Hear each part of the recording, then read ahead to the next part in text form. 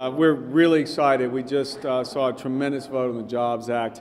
I think that this vote today and nearly 400 votes for the bill, we'll get the final tally in a minute, but I think what it demonstrates is that we are able to set aside our differences when we want to and come together for producing results that people want to see. And what this bill does is it provides a real shot in the arm to entrepreneurs, small businessmen and women, removes red tape, allows small businesses an easier time to go about starting up as well as retaining and creating jobs.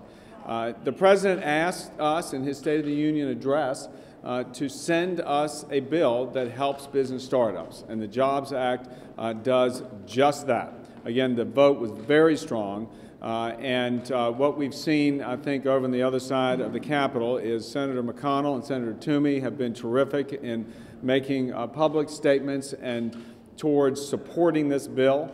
I hope that Leader Reid on the other side of the Capitol can act with dispatch and follow the President's request so we can get the President this bill for signing as quickly as possible. It's what the economy needs. We got to get this growth going again. We do it through business startups. Our Majority Whip, Kevin McCarthy, who had a piece of this bill, and all yours. Well, thank you very much. Today was a good day. Today was a very bipartisan day where you watched through a process. And the uniqueness of this, if you follow the entire process of the bill, very open, through subcommittee, through full committee, debate on all sides, a bipartisan bill, but the most important thing here is what it focuses on, small business. History of America is created on small business. Job creation, the most job creation you have, is through small business. But the biggest challenge we have is we're at our all-time low in the last 17 years. And the greatest obstacle for small business is access to capital, red tape, and just the entrance to market. This bill deals with all three. But what's more important is that you've got a bipartisan ideas coming through. You've got the President putting out a statement in support, talking about ideas in this bill.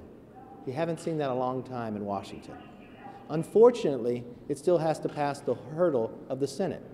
Now, we know the Senate has had difficulties passing jobs bills, even though they're bipartisan. So we're very hopeful with a bipartisan vote in the House, with support from the President, that Harry Reid can bring this bill up and have it come to fruition, because it is a win to all of America and especially to small business.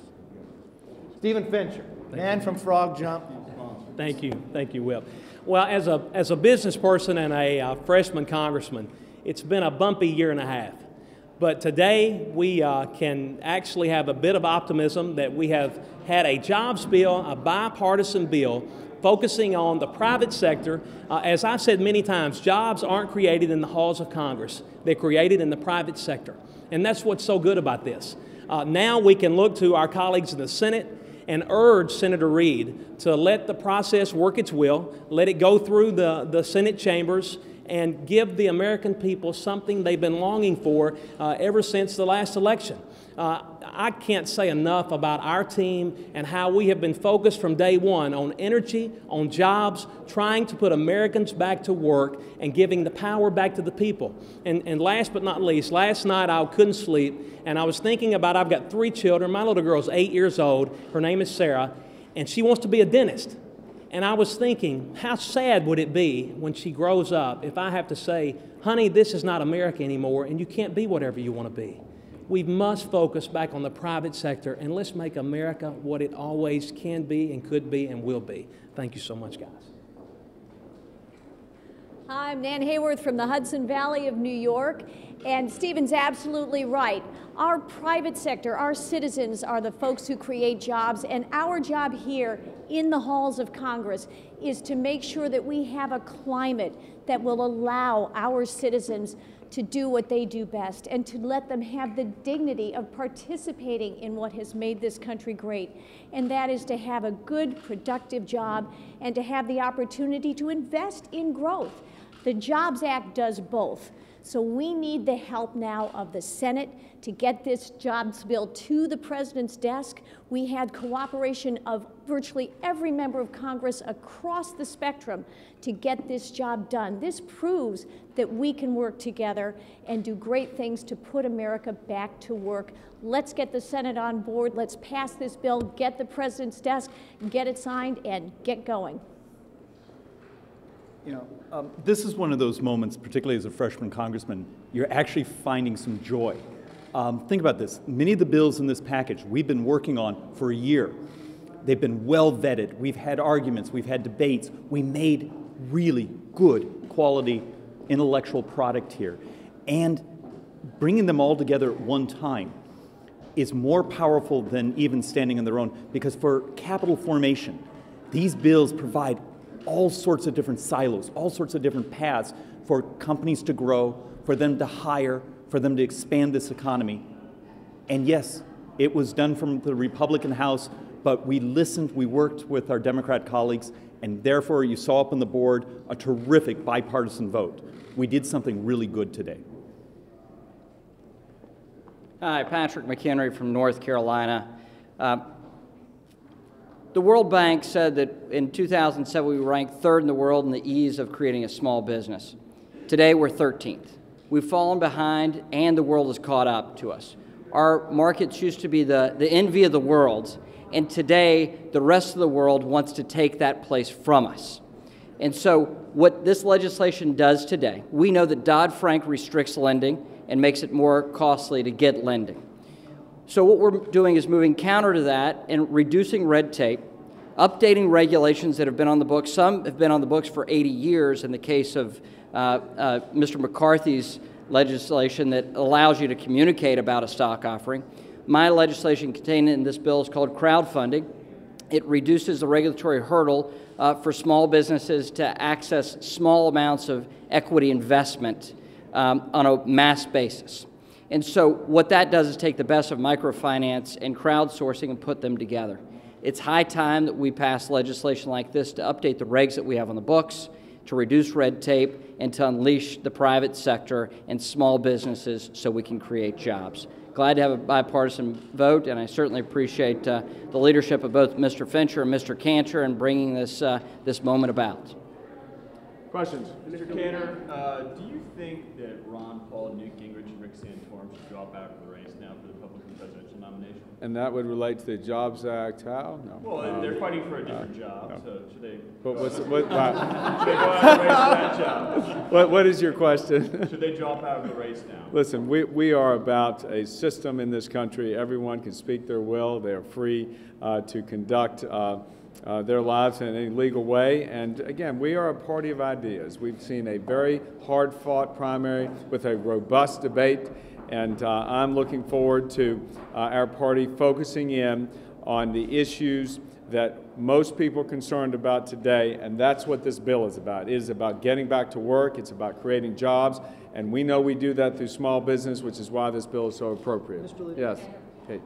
Democrats say, sure, they'll support this package of bills because they've supported the measures in the past, as some of them have already passed the House. And additionally, Leader Pelosi said that she, this morning, called this whole package too meager.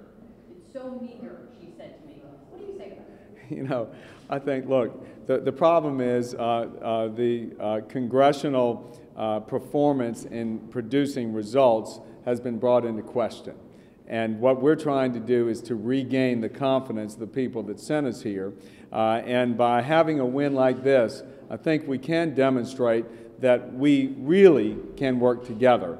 And so it doesn't help to denigrate that any time that we do actually work together and produce a result like today, because you probably have to look far and wide to see when that actually happens in such a deliberate and civil manner. You know, we went about this bill reaching out across the aisle. As you know, many Democratic members were involved in this process. I met with Steve Case, who was the president's appointee to the Job Council that actually focused on these issues of entrepreneurship, of starting up businesses again. And it is with that process that we came forward with a product that reflects all views, and it allows us to come together. So I would hope that Leader Pelosi could work with us in this same vein and accomplishing yet even more as we go forward to help get this economy growing again. You wanted support from the Senate, and your office sent out a note saying that 30 jobs bills had been sent to Senator Reid, but he hadn't acted on that. How does that kind of rhetoric play into sort of what the Senate does? Well, that's not rhetoric, that's fact. The bills are over there.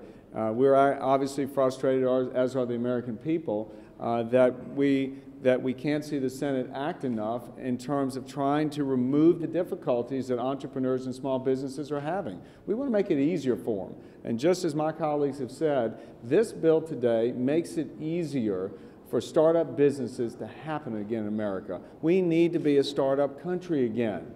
We are the envy of the world when it comes to our capital markets and the opportunity that we provided to the people of this country. That's what America is. We've got to do that again, and we're asking Leader Reid to join us in that.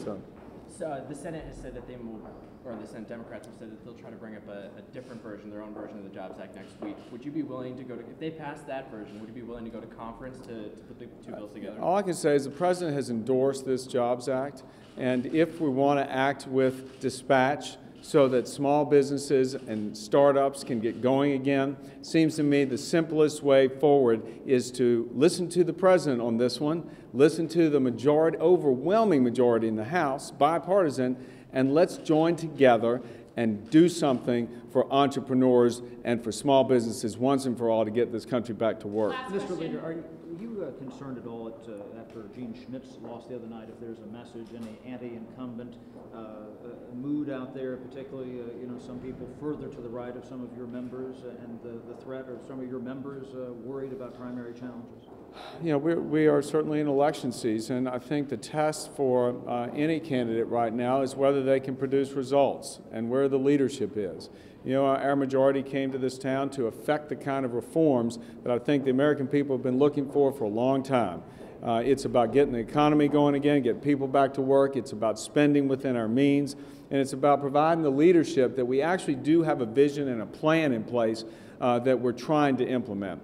And I think that will be the governing aspect of not only the primaries, but the general election in November. Thank you very much. Thank you. Thank you.